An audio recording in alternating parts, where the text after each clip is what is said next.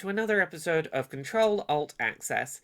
It's a video and audio podcast every couple of weeks where we talk about video game accessibility. I'm one of your hosts, Laura. I go by Laura K. Buzz everywhere on the internet, and I'm here as ever with my lovely co-host Arevya. How are you doing? Hi, Laura. I'm doing fine. How are you doing? I'm doing all right. I had a lot of sleep today. Apparently, my body needed it, but I'm here and awake in time to work. Hurrah! Yay! Yeah, as somebody who has been in a burnout for the last couple of 2 to 3 months, understandable, and it's needed sometimes. Yeah, sometimes you don't realize how much the exhaustion's caught up to you until you have a day where it's like, Yep. I slept from noon till 2, then 3 till 4, then 5 till 6, and I'm like, okay, Yep. clearly needed the rest. Listen to the body when the body talks. Yeah. So, we've got a pretty light-looking week this week, in that there's not a lot of big new accessibility news. There's a couple of little things we want to talk about. It's mainly stuff we've played that I think we're planning to chat about today. Yeah. Do you want to start off? What have you been playing this Yeah, week? so I'm still in my Valheim phase, so I'm still Vikinging around, and it's fun. It's still fun, but I was thinking like I need to have something to talk about. I can't be the same boring going in every single time. So I took a look at like games that I was actually looking forward, and one of them or two of them was actually the remake or re-release of Sims 1 and Sims 2 to the Windows 10 Oh, and 11. yes. And as somebody who loves remakes, I was actually really, really happy. Sadly, though, so I made myself. I made myself and my husband and our dog in Sims 2. Played for like 6 hours, and then my husband just randomly got deleted. Yeah, I've heard that remake might be a little ambitious for what to call this, in that there's Yeah. a lot of known bugs and problems from back in the day that are still present, Still and present. these are very bare bones re-releases, it sounds like. If you wanted the authentic Sims 2 experience, welcome. There you go. You have the absolute authentic experience. But I've heard some of it has been fixed, but to be honest, I don't know technically what it was. I don't know if it was that he got deleted and that just pissed me off and I was just like, I'm done. Or it actually was that I think my love for the game don't stretch above the really, really bad graphics. I think my level of where I can like go to now is Sims 3. Okay. And it might be bad to say, but I was just like, no, you know what? No, I can't. I think that's understandable. Sometimes you go Yeah. back to older games and just go, whatever genre this game is in has progressed far enough, and enough quality of life things have been added to that genre in the years since, that to go back to an older entry, you go, there's just too many things I've grown used to that aren't Yeah. here. It's just too far removed from what I've come to love this genre for. Yeah, and the engine, like I hadn't realized how intelligent the AI of the Sims has gotten. Like the bot that is like steering your Sims character to do things. Where like in the first one it was nearly non-existent nearly, and they really struggled with time management in the first one, and the second one was like this better, but it's still hard and it's still so rough. It's still so rough, and I don't think I can't anymore. Like what I did though was that I ended up going to watch other people stream it and play it on YouTube, because I was just like, I want to see it, and I'm glad I bought it because I had wanted it, and maybe when I like have a lot of free time in the future I can play it. But no, it wasn't even a diamond and rough right now. It was just rough. You wanted to re-experience it without having to be the one interacting with its old rougher Yeah. elements. Yeah. And like it made me though really interested in. I saw they had Sims 3 on Steam as well, so I think when I have a bit bucks, I will actually check that out, because I think that is a bit. Then the AI has become a bit more sophisticated, and we have a bit more like possibilities in the game. So yeah, but it wasn't that. But what I did Yeah. though when that didn't work was that I downloaded Hello Kitty. Oh my god. Oh, I've been wanting to check this out. Hello Kitty Island Adventure. It Yes. looks really cute. It is really cute. It is. If you missed Animal Crossing from Mm. the time of 2020, and if you have played Lumi Island recently, it is a Hmm. kiss between those two, with of course Hello Kitty and all of that world in it, and it is just cute and sweet. Sometimes I don't know. Maybe it is because of the characters, because I played a lot with Hello Kitty when I was a kid. So sometimes I catch myself in feeling like I'm playing a child game, which it is. Like, I'm not going to put anything Yeah. between. It is a game made for kids, but that also is Animal Crossing. But I don't feel like a child when I play Animal Crossing. Like, I don't feel Hmm. like this is childish.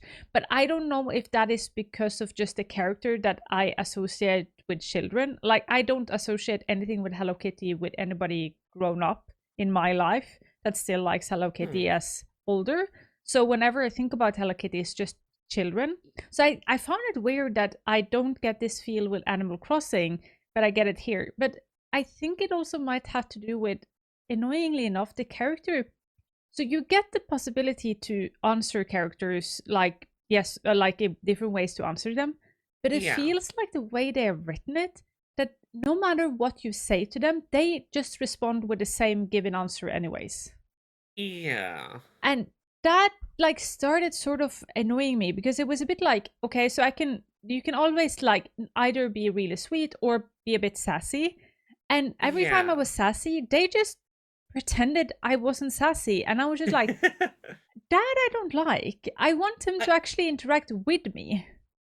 I don't think it helps that Sanrio as a company, the company that designs Hello Kitty and all the associated characters, has very strict guidelines about how those characters behave. Yeah. And as someone that knows like a little bit about them, like they are like, Hello Kitty as a character is canonically an 8-year-old girl. Yes. And like there's a lot of the characters have these like that they are this kind of personality. They are usually personified as children. They are Yes. personified and in ways where it's like I suspect that they are trying to skirt around not having them do anything that they think would be out of Yes. character, Yes. which feels at odds with giving you choice in how to interact with them if they Yeah. have to respond in the way that that character has to respond.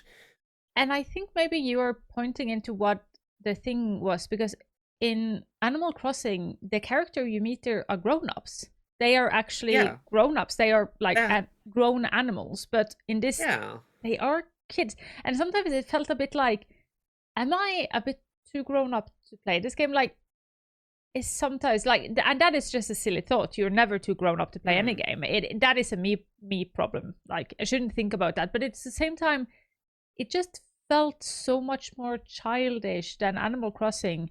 And maybe that is the thing, that like the character chronologically are children, so that makes sense. Yeah. But It's yeah, because like you think of something like Animal Crossing, and they like the other people you are meeting are like homeowners. They've often moved away and moved to come live on the island you live on. They have jobs. They engage in the politics of how like voting on ordinances or contributing some of their money to building a bridge project that's happening in town.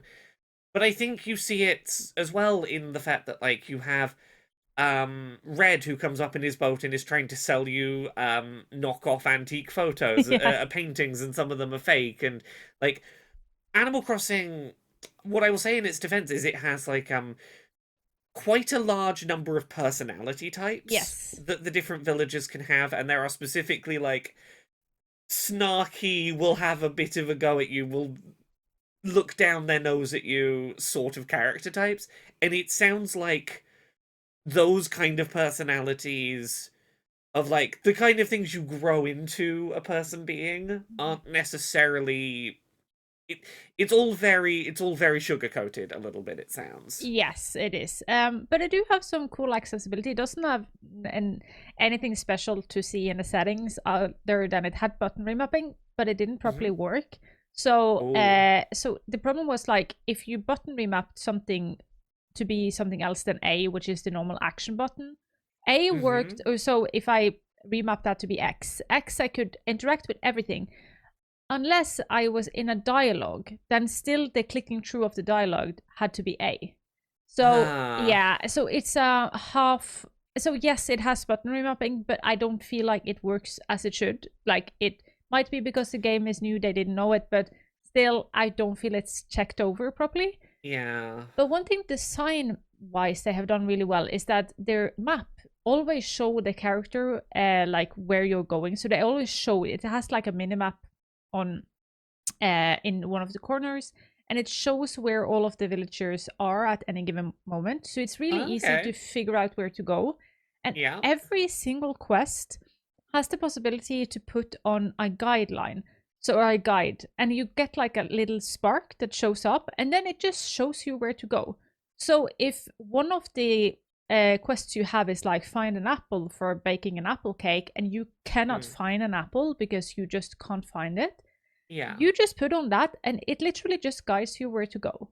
Oh, I really appreciate that. Yes, I really, really do, because it was like earlier, it is a really high contrast game with typical these kinds of game, but it was Mm. you were supposed to find sort of like something you can put into a slot, and this Mm. plate was so similar to the background it was laying on top that I couldn't see it. So I had walked past it like 4 or 5 times before I found it. And it was nice to see that when I could just use the guide, it just showed me to it, like literally stood on top of it. And I went like, I've been here 5 times. Why didn't I see it? So it works, and I really, really appreciated that thing. And also, I think if you like Hello Kitty, like if you, whereas me, enjoyed Hello Kitty when you were a kid, it is nice to sort of have like a comfort game. Even though I said I find it to be a bit childish, I have still it on PC now, and I've also downloaded it on my Steam Deck because it's Mm. so just easy, and it has like the day-night cycles as Animal Crossing, and it's just nice to just play when you're doing something else and just relaxing. So maybe I don't think it's worth the $40 it is. I don't know if I think it's worth those, but if you have that money or willing to spend it, it is a nice treat, and I think I will play it for quite some time. Yeah. So I Laura, I yeah, yeah, I want to check it out. I've heard some nice things. I've heard that there's a little more to do with your day than there is in Animal Crossing. There's more yes, like activities to be doing yes, while still fitting that kind of Be- day-night cycle. yeah, because yeah, they have a day-night cycle. So, but they have Mm. a in real life day and night cycle like Animal Crossing, but Yeah. also the day and night cycle in the game just continue going. So it like in when I have played for like 4 hours, I can have been through 8 day night cycles, but then there is some Ooh. things that are just locked to in real life day and night, which is where you can like time travel and stuff. And they give you an explanation that if you do that, you get locked out of multiplaying. So they give you a warning in the start saying that we know you Okay. are able to do this in other games, but if you do it in our game, we will lock you out and we cannot Hmm. help you getting back in. So I I think like that's a that. reasonable Yeah. expectation to set. Yes. I'm glad Yes. that they warn up front. Yes. And I also think it's cool that they have like both that the world goes forward, but also the game registers. So you even though I have had 8 day night cycles in one game setting, I will not get the login each day reward. Then I actually have to wait for the next in real life Okay, day. yeah. So it has sort of two system, and it works really well. I did not understand it the first time I played, but then I logged on then the second time, and then I understood it, and I think it's quite cool. It has like small minions that can help you pick up things, so while you are away, you can come back and they had like idle find some stuff for you. So if you were missing something, so I like it. I'm looking forward for the next weeks to just like dive into it and check it out. Yay. So what have you been playing then, Laura? I've been playing a couple of new things I'll talk about this week. I'll start with the one that I got on better with from an accessibility standpoint. I'm going to talk a little bit about Spirit Swap. Lo-fi Yay! beats to match 3 to. Yes. Um, so this is a match 3 game that does have a story. I'll be honest, the story is not what I've been invested in. You're playing as a witch. The match 3 elements is you're trying to help little spirits get home to another world by grouping them up with their little spirits of the same color so they can get home. It's kind of cute. I'm much more into the soundtrack is wonderful. It has a lot of very Yes. good lo-fi music. It's very chill, very relaxed. But I'm really enjoying the specific match 3 gameplay twist that this game has got. So a lot of this game is very traditional match 3. It's you're swapping the position of 2 gems on a screen, or in this case 2 spirits, horizontally, and if they line up and make a line of at least 3 vertically or horizontally, they'll disappear. And if you can get you can get bonuses for doing like connecting more than 3 at a time, or doing a connect 3 and then some things fall in to fill the gap and that creates another connect 3, you get a bonus, and that sort of combos. The place where this is unique is that it has a system to do with casting magic spells. And I'll talk about the first magic spell that you start the game with. If you are ever having your like rows of gems getting too close to the top of the screen, you can use this spell to get rid of all the gems on the top half of the screen. So it is designed to be a way to help you if you are in a I'm about to lose situation. But it doesn't function the way that a lot of match 3 games make their super moves work. If you play something like Tetris Effect by comparison, that has an ability where you do all your line clears and it builds up a meter, and at any time you can just press a button and it stops time, so you've got time to do all your moves really calmly. That you can do at any time. In Spirit Swap, you have to create a shape made out of the gems in your match 3 game to be able to activate your spell. You need like a certain set of gems laid out in a certain way. So, for example, the first spell you get is a 2x2 square of one color, but you have to be careful that there's no that you haven't accidentally made a line of 3 while trying to do it. You have to have just a 2x2 square, and it'll highlight, and that'll tell you, ooh, you've got this, you could use this to cast the spell. But the thing that's kind of tricky about that is, let's say I've made my little 2x2 square of one color, and I'm like, I'm not near the top of the screen yet, I don't need to wipe off half the screen. And I'll go, oh, I'll just leave it there until I need it. That stops you doing match 3 stuff underneath that square, Yes. Yeah. because half the square might fall out and you'll no longer have the sigil ready. So you can't, like, preemptively, when everything is calm, make the 2x2 square and just go, oh, I'll just leave it there until I need it. Realistically, you have to wait until you are, like, getting close to being in danger Yeah. and go, quick, now I need to scramble and find somewhere I can make the sigil to activate it. You have to do them reactively rather than sitting on them just ready to go. And that makes a really big difference to how the gameplay feels. It's a very small change, but it does mean that your little safety net you have to kind of scramble for when you feel like, how long am I going to need to find to get this set up? And as you progress through, you unlock new spells that do new things and require different kinds of not a match 3 shapes to be laid up to set them up. And I think it's a really fun idea. In the Yeah. story, yeah, in the story mode, a lot of this is 1v1 fights with other Yeah. characters, where if you do your either more than a connect 3 or a combo of connections, you will send junk data over to the other screen. They're trying to do the same to you. Who can survive the longest for a best of 5 match? I think it's first to 3 wins. Um, yeah, it's a very cute game. I remember playing the demo of this game, and I remember liking it, but also struggling a bit with it in the start just because of what you're saying. Some, like the learning curve on this game, I feel is quite high due to that. And also some of the Yeah. fights are a bit brutal, but I think, I hope maybe they have like made it a bit easier. I I had the same experience with the demo. I had a much better experience with the full game. Oh, that's And good to hear.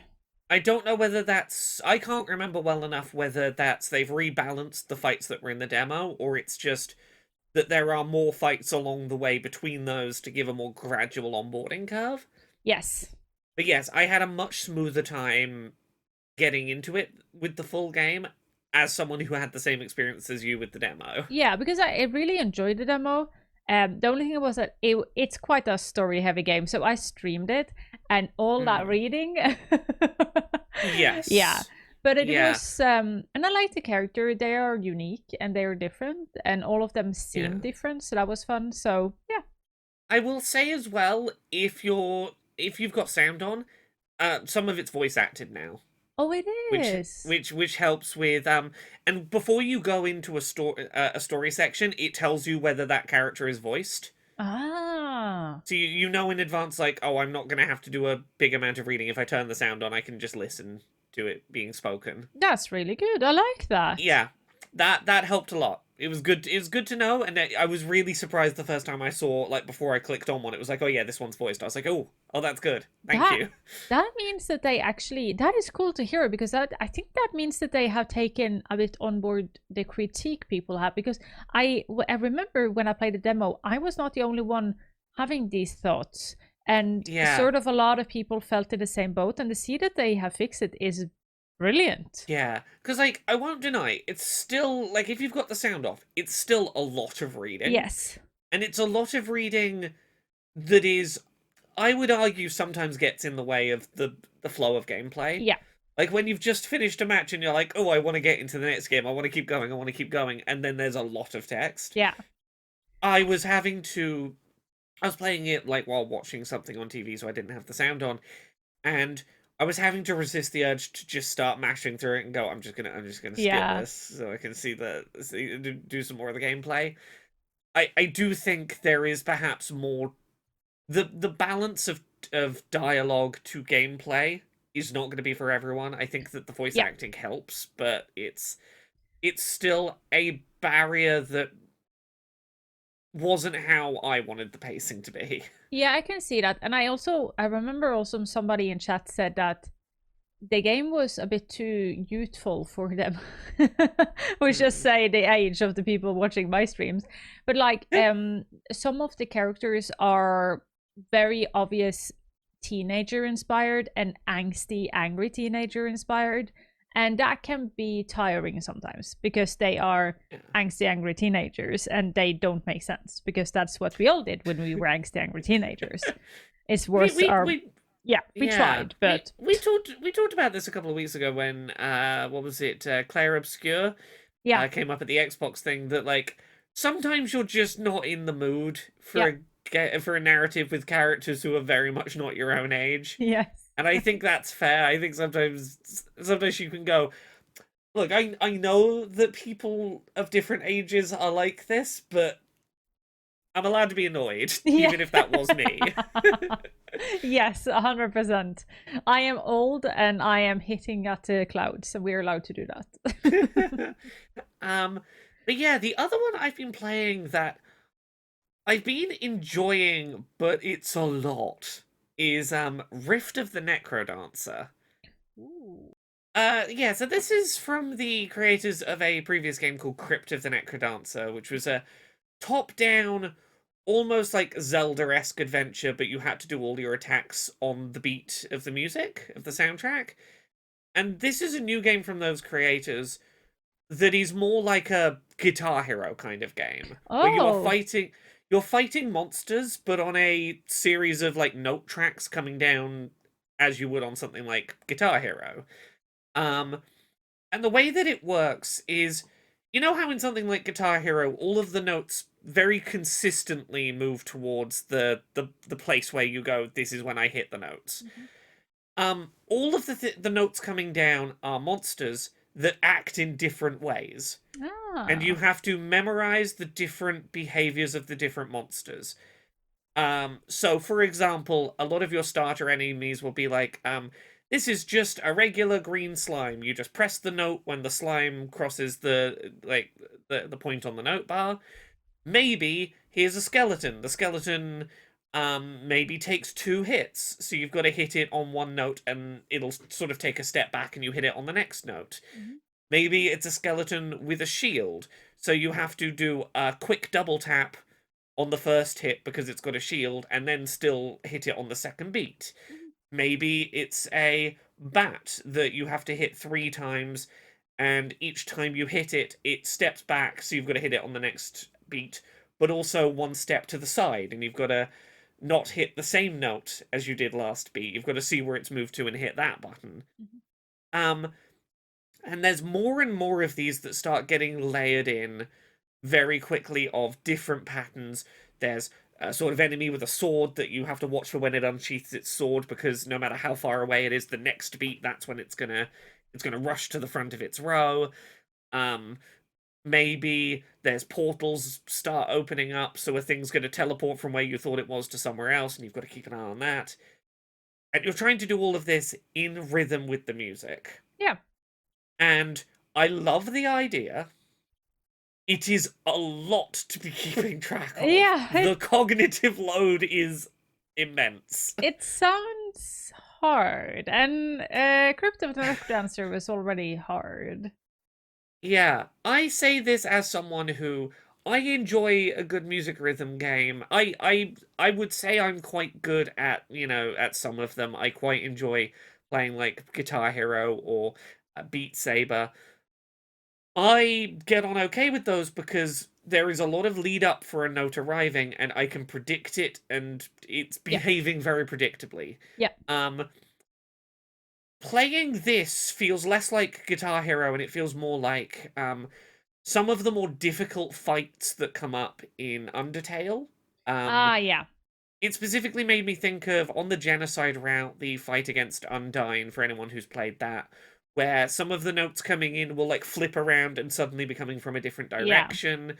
Like where there's a lot of deliberate fake out behavior you have to learn the visual muscle memory for. Like I know it Yeah. looks like it's coming from there, but I have to press somewhere counterintuitive. And that's a thing I find really difficult. It is a specific skill of I can't just I can't be taking in the whole note track and go, I see what's there. I can sort Yeah. of be preparing for it. I have to be suddenly changing all my plans at the last minute because nothing's what it looked like it was going to be. Yeah. Um, I am sticking with it because here's the thing: despite me talking here about how much I'm struggling with it, I it's a game that it is aesthetically and musically interesting enough and well made enough that I want to be good at it. Yeah. And I don't know how long this is going to last for, but I want to keep playing it even though I'm terrible at it. It is that kind of genre, like hi-fi rush as well, that Mm, there is just something about it. And it's so weird because fun fact about me, I used to actually wanted to be like I used to do classical music. I'm really, really good at mm. music, and I am like have played flute and piano and everything. And I was like thinking about going into a career in it because I was really good at it.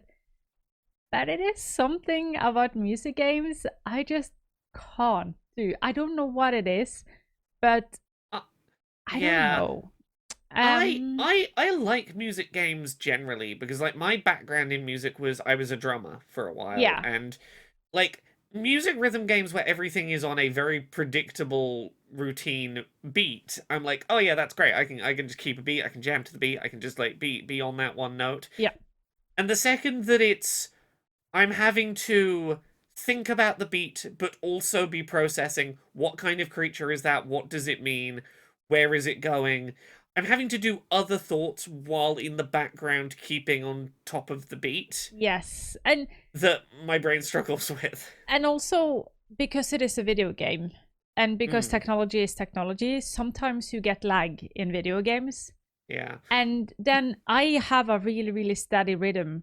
But then the game Yeah. says, no, you didn't hit this. And then I get annoyed because I was just like, yes, I did. But I will say this has some good systems in place for like um making sure that your video and audio are synced properly. There is a okay, good that's good. setup process for this that I appreciated. Yeah, I Um struggled a bit with that on Hi-Fi Rush, which actually just made it not be that fun because I couldn't rely yeah. on audio in that game. Even though Hi-Fi Rush, so many people loved it, there was just something about it I couldn't get into, and I understand why people love it, and I think it's a good game, but it was just not for me. And there's a lot with music games, and I don't know why. Yeah. There are some accessibility things on offer in Rift of the Necrodancer that I do think are appreciated. Um, you can do things like turning off the animations for the enemies. So rather than sort of like having a bouncing idle animation, they're just a static image of the enemy. Like to reduce some of the motion. You can turn off some of the visual effects in the background and surroundings so that there's less going on other than the note track. You can turn on visual notation that tells you whether you were too early or too late, rather than just saying good or bad. For how successful a hit was. Um, there is the ability to slightly change the leniency of your accuracy with the notes. Um, there's a good number of like basic tools for reducing visual clutter and giving you more information about how you're actually doing, Yep. which are appreciated. And there is different. There's multiple different difficulties for each track, and they do make a noticeable difference in terms of like the complexity of rhythms that are being thrown at you and the number of things you need to process in parallel. Mhm. Um, like that is one thing I'll say that the difficulty for this game has done really well is when you turn the difficulty down, you can instantly feel the lessened cognitive load of the number of things it's asking you to do at once. Yep. Um, like there is some really appealing stuff there, and I do want to stick with it. It's just this might end up being a game I watch other people play rather than play myself because I might just not be good enough at it. Yeah. Although that being said, part of my struggle might be I've been playing it on the Steam Deck just because I wanted to be playing in the living room. And you're playing with like your three tracks are left, up, and right, and then if there's something on all three tracks, you can hit down. On a D-pad, you can't really be hitting like multiple directions accurately at once No. easily. So I've been kind of splitting like doing left with my D-pad and like on the right hand side using the Y and B buttons to be Yeah. my up and right. And I am wondering if I play this on desktop whether just using the arrow keys will work better for me. I think I Yeah. probably will get on better with the game if I just play it at a keyboard. Yeah. That's not how I want to be playing it, but I think it's how I need to be playing it to Yeah. get on better with it. Makes sense. Makes sense. Yeah. So I think for this week, that's the things I want to talk about this week Yeah. that I've played. Do you want to talk about the thing that neither of us have played, but that we want to talk about this week? Yeah, because we don't have any news this week. As we said last week, the start of the year is a bit slow, but there is a Yeah. big game that has come out, which a lot of people have looking forward to, and that is Kingdom Come Deliverance 2. And if you haven't played the original one, so Kingdom Come Deliverance is just called a peasant simulator. So it's set in medieval time, and I think it's Poland, or what is today Poland. And it is Hmm. hardcore. It's Skyrim, but if you strip away all the magic, if you strip away all that, you're not an overpowered person in this. You are a regular person starting from the bottom and have to work your way up. Like imagine like in a fight, you get like 3 hits and then your character are wheezing after air because it was hard to fight. And before Hmm. like I continue talking about this, we know that one of the lead developer of this game are this horrible person. Allegedly a horrible person, since this is a podcast after all. Like, is not have some opinions we do not align with, But we decided we're going to talk about the game because we don't check every single game, but just wanting the It's audience to know. we think there is still stuff worth talking about of value Yes. in terms of accessibility with this game, even if there seems to be some unsavory stuff connected with at least one person who worked on it. Yes, and also that their view does not seem to come into the game at all. But just so people know, we know about it. But yeah, the game seems to follow the same stride as the first game. This is not an easy game. This is not a game that holds your hand. This is a game, yes, it has tutorials. Yes, it lets you know. It never shrimps away to like tell you what you're supposed to do, but it lets you do it, and it lets you do everything. And the joke that is going around now that I find hilarious is that if you put on ultra hard mode, you have like 60% chance, or if it's even higher than that, to just die before you start the game. And then like a screen comes up and saying like, I'm sorry, but this is the reality of somebody living in the medieval times. You were just unlucky. I am sorry. That is just life. And I found that really, really funny that if you want to go ultra hardcore, you can just lose the game from the bat. But they had some cool accessibility. The game isn't that accessible, and I weren't that like, I didn't think we were going to get it. I feel like we put it in sort of the category of Elden Ring and Dark Souls. These games are meant to be hard, but at least they still have some things that I think is important to sort of have. I think what they are thinking about quality of life, but we know is accessibility, which I think is really cool. I saw that they had tutorials. They have tutorials for everything, so if you want to learn it, you will learn it. They have like visual crosshair, which is so good to have when you're shooting with a bow, because these are like the old schooly bows. They're not easy to shoot with, and they will have like a drift and everything, so it's really, really cool. They have subtitles, and they also let you like make things bigger. So there is actually quite a size difference. I talked with Wobbly Gamer, asked if he was able to play the game, and he says he's barely able to play the game. But he is able to play the game, but it is barely, but he is still able to do it.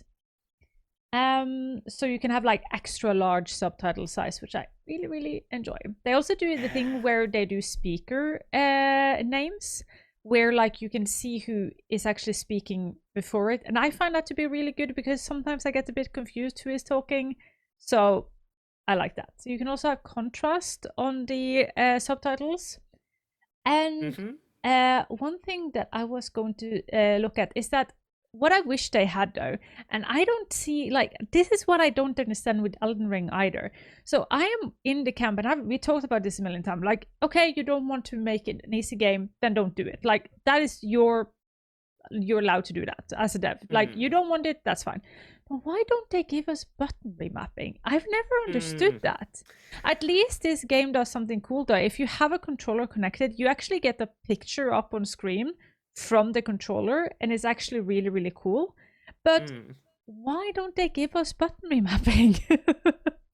I mean, it's one of those things that does make it feel like it's not, we made a conscious decision not to have accessibility because it was against our design. It's a lack of something like button remapping to me always seems like you don't have the accessibility stuff in place because you didn't think about it. Yeah, but what I find so weird then is that they have lock sensitivity, and then left stick and right stick dead zone. So like, I can play the game if I'm shaking on my arm. Then I can still play the game, but I can't remap it. Yeah, I wonder how much of this is we responded to the things that people said were issues with the first game, but didn't stop to consider more things beyond that list. Yes. If it might be a situation like that, perhaps. Yes, it might be.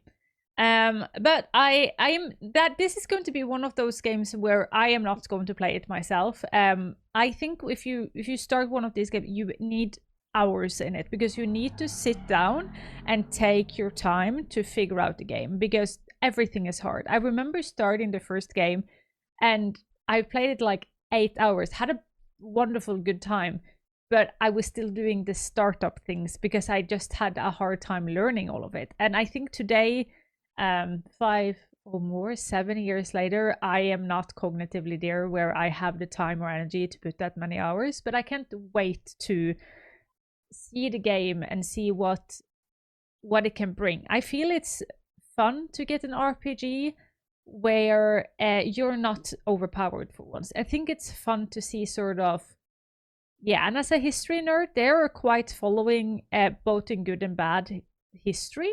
They are really like the people, they have done really good research on where people acting and dressing and speaking at that time. Of course, still English though, so don't worry.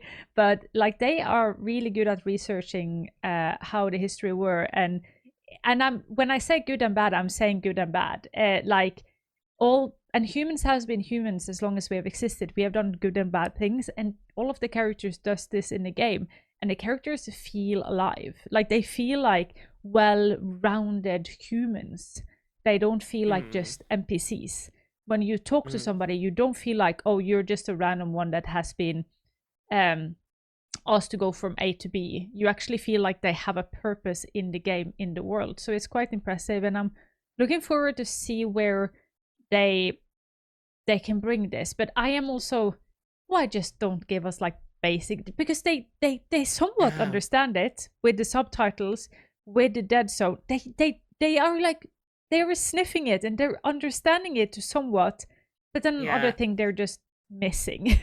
It's that frustrating middle ground of you've clearly recognized enough best practices that it seems baffling you wouldn't also have gone, let's look at some other examples that have been well received and see if there's other things that they're commonly doing that we should be doing too. Yeah. Like, it feels there's a weirdly good amount of stuff here that makes it feel more odd out of context why some of the other things you would expect aren't there. And maybe there's a technical reason, maybe there's, time or budget reasons. Yeah.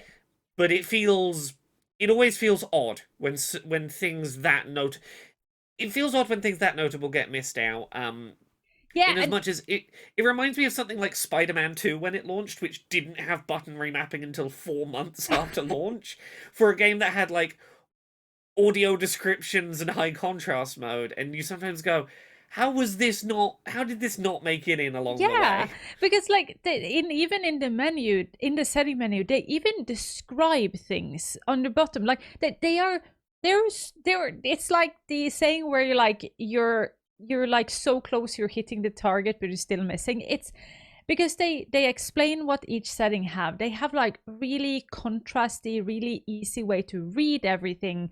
And then, and it does, I think what you're saying of like, it does not seem to be deliberate. It does not seem to be sort of like Dark Souls where we just don't want to do it with easy mode. They don't seem to do that. This seems more to be, we just didn't know this was so needed. So I wish we will see that. I think that could help a lot of people. But yeah, I'm wondering if we will see updates.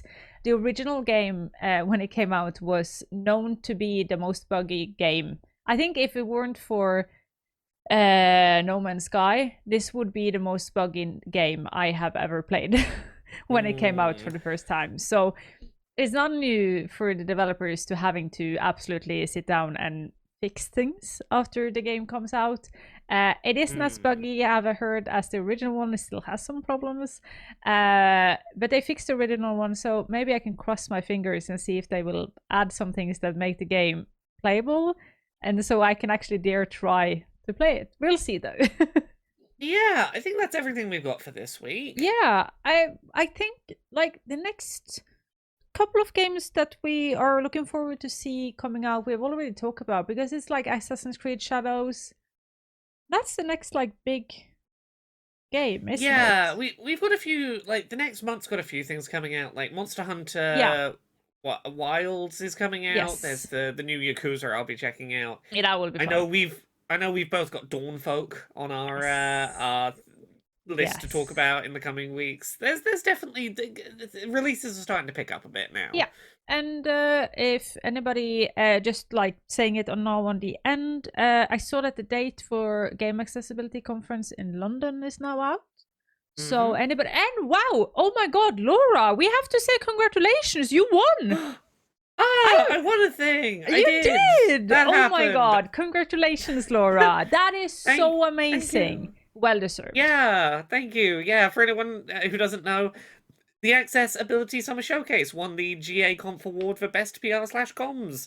Yes. So I'm gonna get a little thing that says I did good PR. I was up against a lot of AAA PR departments, and my little thing won. Hooray! I think that is really good. And if I'm not mistaken, you have now opened for 2025 for Yeah. So the 2025 event, we've announced the date. It's going to be happening on Friday the 6th of June at 4 p.m. UK, 11 a.m. Eastern, and 8 a.m. Pacific.